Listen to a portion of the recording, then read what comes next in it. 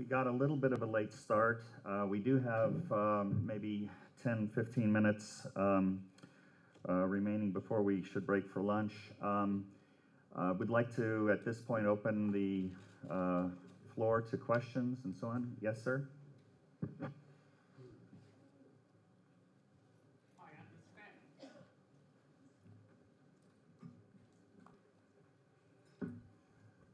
I understand and agree that the migrant workers in South Asia and perhaps some women workers groups in South Asia are among the most deprived in Asia.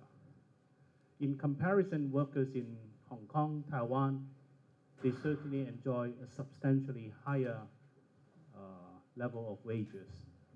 However, we do need a strong sense of solidarity, a strong sense of brotherhood and sisterhood among workers of Asia and among workers of the world in order to fight for a fair share of income for workers from the global production process. You may not be aware that in the case of Hong Kong, we are the society with the largest gap between the rich and poor among all big cities in the world. In fact, workers in Hong Kong have been suffering from a decline in real wage standards from 1997 onwards. And workers in Hong Kong do not have collective bargaining rights. In fact, casual workers, workers sent by labor agencies have become a very serious problem among workers in the more developed economies in East Asia. Mine is not exactly a question, it's an observation, and above all, is an appeal for solidarity among workers throughout Asia and the world. Otherwise, trade unions will be fighting for jobs for workers of their own countries. Thank you very much. Thank you. We'll take a couple of, yes. We'll take a couple of other questions, maybe in sequence, and then commentary from the panelists. Yes, brother down here.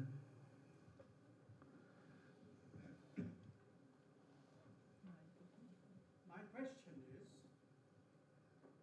all the three speakers give the impression that whatever exists in the form of marginalized labor, the attempt seems to be to keep it alive, organize it, institutionalize it, perpetuate it. The point is, the question is, I believe that all the rot emanates from poverty. What should be the focus to stop this rot? Thank you. Thank you. There was a, yes, this young woman over here in the back.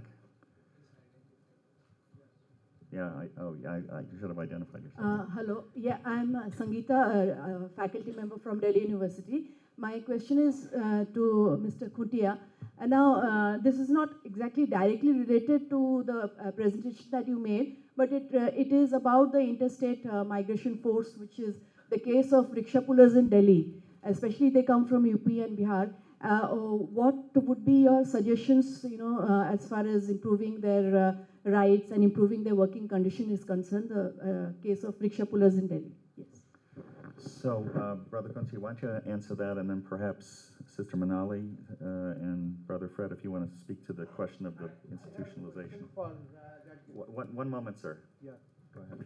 Yes, thank you. I think there is one thing. We have also existing act. One is the Construction Workers Welfare Act 1996. The other is Unorganized Sector Workers Welfare Act 2008.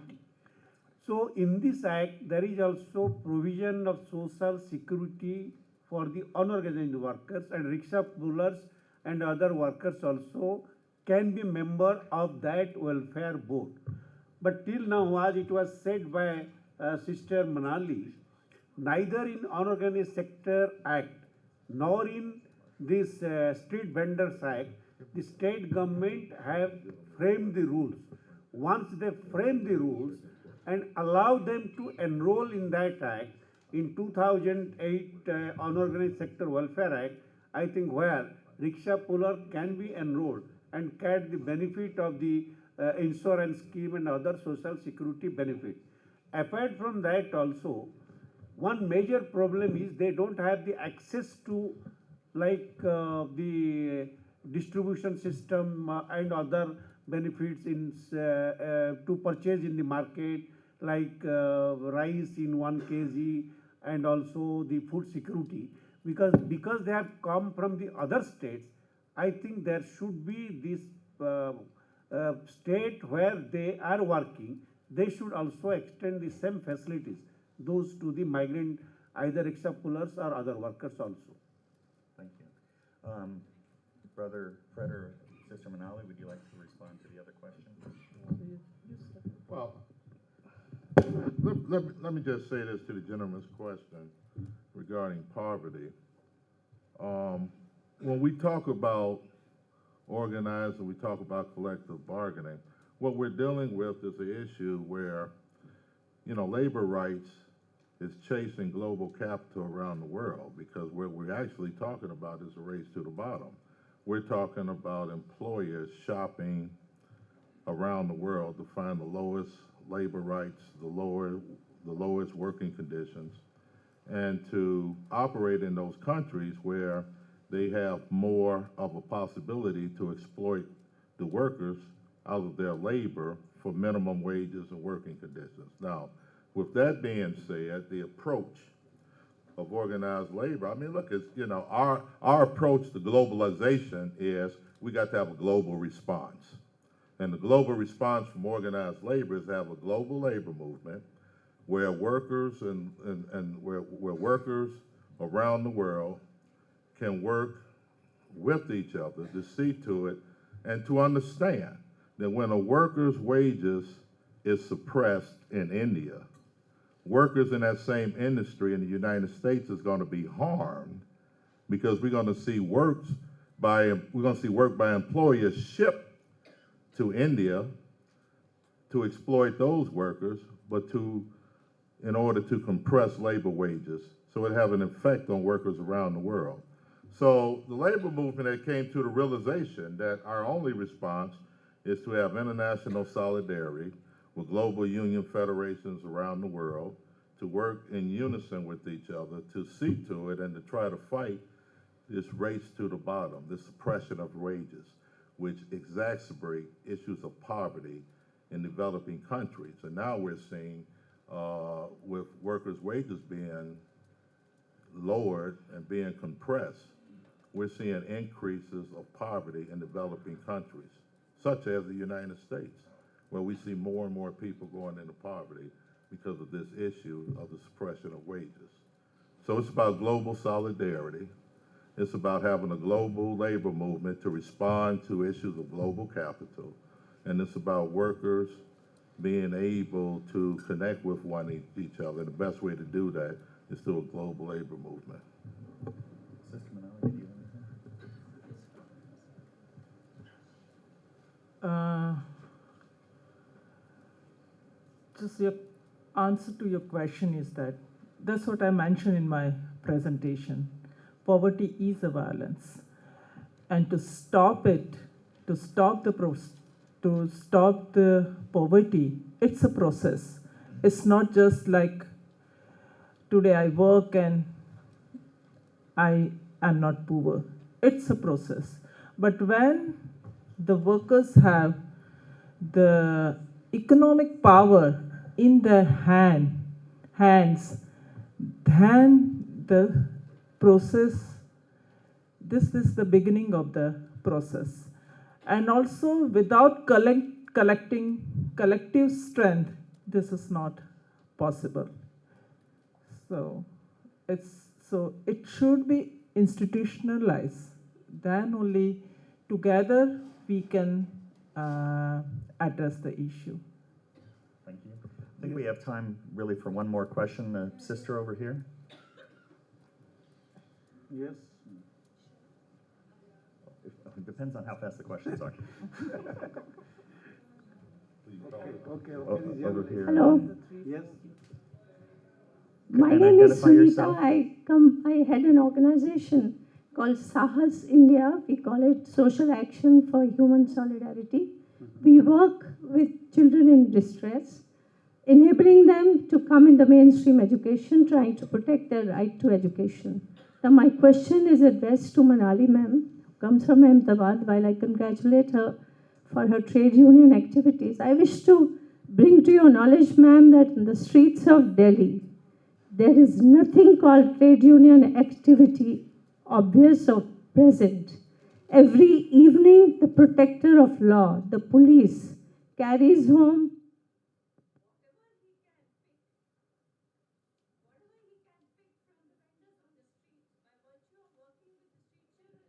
we have to necessarily approach the families of these children.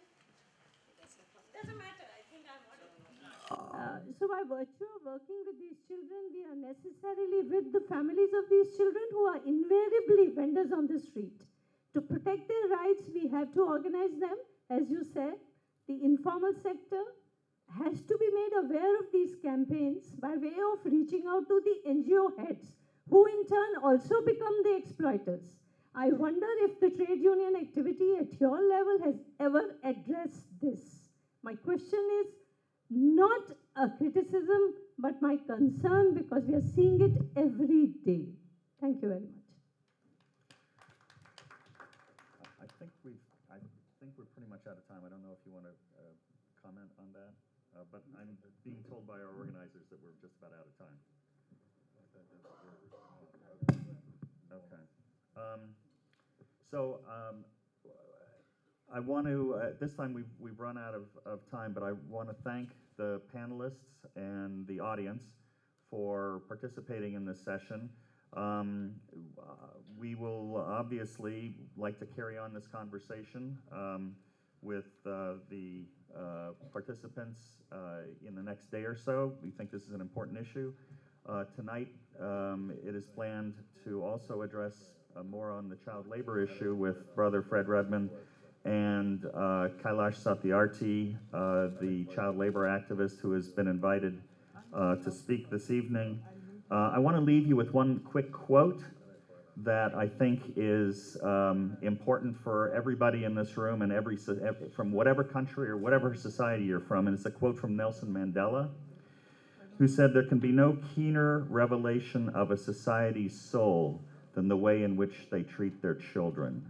And this is something I think we can think about, not only in terms of the way we treat our children in society, but also what it means for the future of our society. So anyway, thank you very much. I'd like to thank the panelists, and thank you very much. Excuse me, everyone, if I could just make a quick announcement. We're going to break for lunch and come back at 2:15, please. If we could be as on time as possible, that would be wonderful. We have the Deputy Chief Minister of Delhi joining us, and he has a tight schedule, so we would like to begin on time. Thank you. All right. Thank you very much. Good afternoon, everyone. I think we're ready to get started. Thank you for rushing back from lunch. And this is a hard panel to host because everyone has just finished their meal and now they're tired. So we hope to make this an interesting panel. My name is Shari, Bryan. I work with the National Democratic Institute, NDI, and we are part of the family of the National Endowment for Democracy. So I want to thank the National Endowment and the Asia Democracy Network and the Institute for Social Sciences here for hosting this important event and for allowing us to host this panel. It's really my honor to be the moderator on this panel on urbanization and the challenges that local political leaders are facing in engaging citizens in Asia's mega cities or large urban areas. For the first time in history, more than half of the world's population is living in urban areas. a figure which will rise by 2/3 in 2050. 50 of the largest cities in the world, 50 of the largest cities in the world have a population of at least 5 million. And the top 20 largest cities in the world have a population of at least 10 million.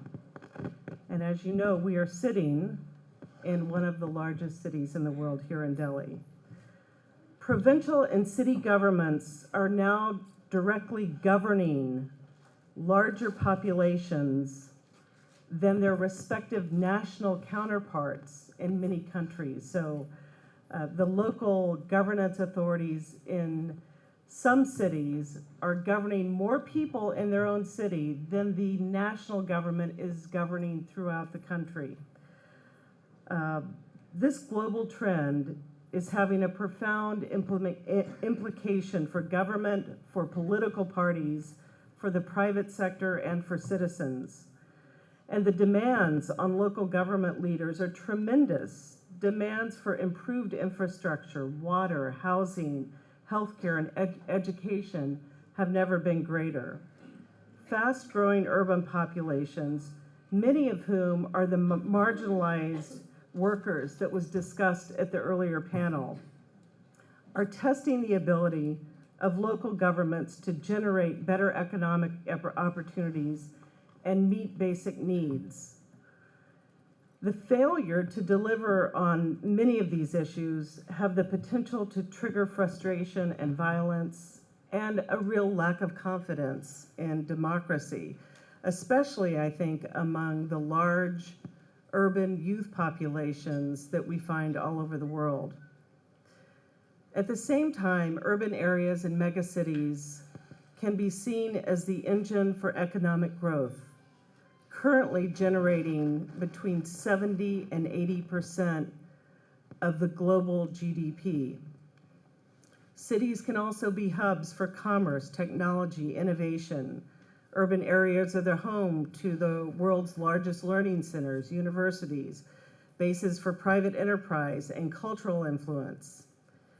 In many countries, city mayors or local government authorities are claiming greater visibility, power, and autonomy vis-a-vis their national government leaders, especially in countries where the national government may be perceived to be dysfunctional or ineffective.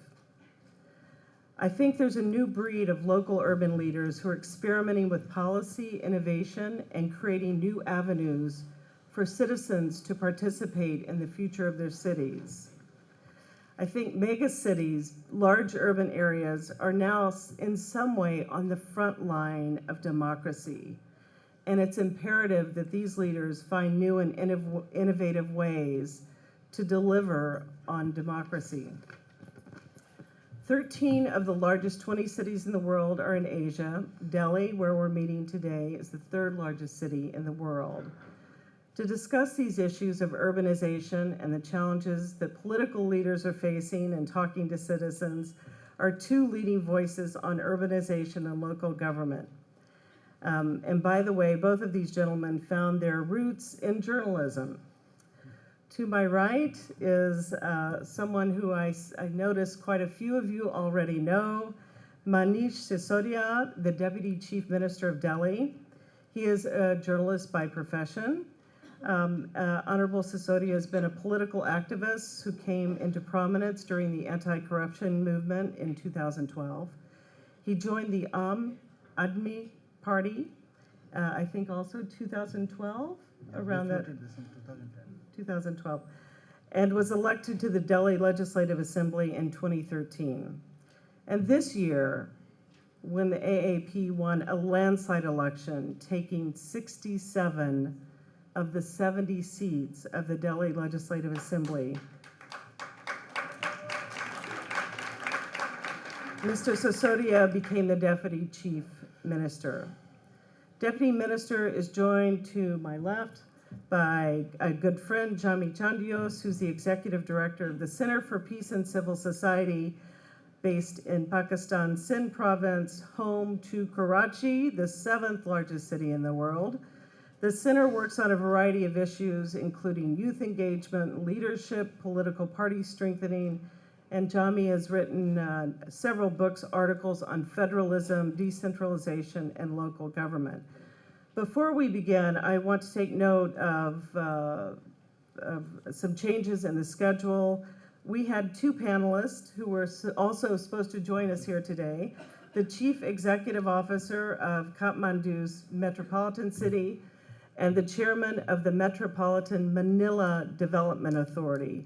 They both had to cancel their participation over the weekend due to urgent city business. So it's hard being a city manager, city elected official. So I'd like to start by turning this over to Manish, who is going to talk about the challenges that he's facing as local government authority here. I think while this is a nonpartisan event, we are not endorsing one party or another here. The fact that AAP won a landslide victory in Delhi, I think, is quite something. And